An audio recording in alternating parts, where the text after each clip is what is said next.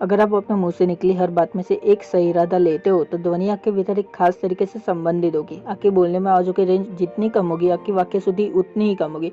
तब आपको इस सक्रिय जागरूकता को और इरादे के साथ सुधारना पड़ेगा। बोलने का क्षमता मनुष्य को दिया का एक उपहार है।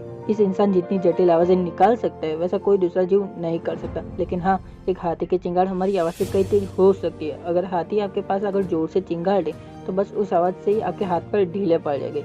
सिर दहाड़ सकता है, पक्षी भी बहुत सारी आवाज़ें निकाल सकता है, पर कोई भी जीव उस जटिलता के साथ नहीं बोल सकता जैसे हम बोल सकते हैं। भाषा को सोच समझकर इस तरह से रचा गया था ताकि उसका सही उच्चारण हमारे शरीर को शुद्ध कर दे। संस्कृत भाषा ऐसे ही तैयार की गई थी। हम में से अधिकतर लोग शायद अंग्रेजी में बात करते हैं। सारी भाषाओं में जरूरी नहीं कि सारी भाषा भारतीय भाषाओं या देसी बोलियों की तुलना में स्पेनिश या लैटिन भाषा की तरह हो।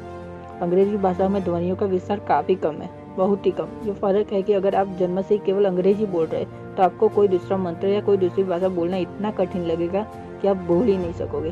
थोड़ा बहुत बोल सकोगे क्योंकि आपने उस वाणी को एक सीमित रेंज में इस्तेमाल किया है। तो आपको बोलने में आवाज़ों में रेंज जितनी कम होगी, आपकी वाक्य शुद्धि उतनी ही कम होगी। तब आपको इसे सक्रिय जागरूकता और इरादे के साथ सुधारना होगा। एक चीज़ है ध्वनि और दूसरी चीज़ है ध्वनि के पीछे का इरादा। क्योंकि ध्वनियों की संरचना की प्रकृति ही ऐसी है, लेकिन अब हम ऐसी भाषा बोल रहे हैं जो उस तरह से नहीं बनी, तो बेहतर होगा कि इसके इरादे पर ध्यान दिया जाए। तो मैं आपको एक स्टोरी बताता हूँ, शॉर्ट स्टोरी। एक महिला ने जो दूसरे विश्व युद्ध में बंदिश से बाहर निकली और तब उसने एक संकल्प लिया कि अगर मैं अब किसी से कुछ कहूँगी तो वो मेरे आखिरी या अंतिम शब्द हो सकते हैं। अगर इस व्यक्ति को कहे ये मेरे अंतिम शब्द होने वाले तो मैं कैसे बात करूँगा? मैं हर किसी से सिर्फ उसी तरह से बात करूँगा। यह आपके वाक्य शुद्धि करने का सबसे आसान तरीका है। वाक्य शुद्धि का मतलब है अपने मुंह से निकली हुई ध्वनियों को शुद्ध करना, ध्वनियों के प्रति जागरूक होना, ध्वनियों के विज्ञान या हमारे ऊपर पड़ने वाले इनके असर के प्रति जागरूक होना और इस तक कैसे पहुँचे। यह एक अद्भुत चीज है। इसकी समझ एक जीवन काल में नहीं आने वाली। सबसे बढ़कर आप अपने द्वारा बोली गई हर ध्वनि में सही इरादा लाइए। अगर आप अपने मुंह से निकली गई हर बात में एक सही इरादा लाते हो तो ध्वनि आपके भीतर एक खास तरह से संबंधित होगी। सही किस्मों में समाधान की इस बुनियाद का होना जरूरी है। अगर आप इस मानव तंत्र को एक ऊंची संभावना की तरह इस्तेमाल करना चाहते हो, वरना ये हमेशा आपके पीछे घिसटता रहेगा। बात करते समय आप पहले धीरे बोले। किसी से अच्छे से बात करना है तो जब भी बात करें तो आज में बोलने की कोशिश करें।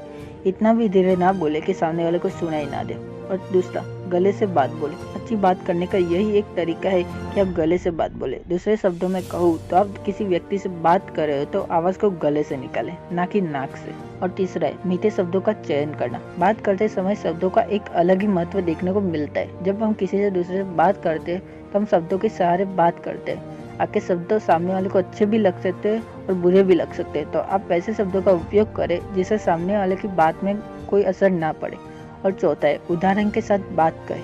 अच्छे से बात करने का यही तरीका होता है कि आप बात करते समय किसी अच्छे उदाहरण का सहारा लो, या आप बात करते समय कुछ समझा रहे हो तो उसको उदाहरण के साथ समझाओ। और पांचवा है दूसरे को बोलने का मौका भी देना। किसी से बात करने का मतलब यह नहीं होता कि आप सिर्फ बोलते रहो, दूसरे को भी बोलने का मौका देना। और छठा है गलती होने पर तुरंत सॉरी बोले। जब हम किसी दूसरे से बात कर रहे हैं तो अगर हम बोलते समय कोई गलती हो रही है तो हमें सॉरी बोलना जरूरी होता है। और सातवां है बात करते समय सामने वाले की आंखों में संपर्क बनाए रखना। जब भी हम किसी व्यक्ति की बात कर रहे हो तो दूसरे व्यक्ति से आंखों के संपर्क बनाए रखना जरूरी होता है। और आठवां है चेहरे पर मुस्कान बनाए रखना। अच्छे से बात करने के लिए बात करते समय चेहरे पर मुस्कान बनाए रखना जरूरी होता है। और अगर आपको यह वीडियो अच्छी लगी हो तो हमारे चैनल को सब्सक्राइब जरूर करिए और वीडियो को लाइक और शेयर जरूर कीजिए।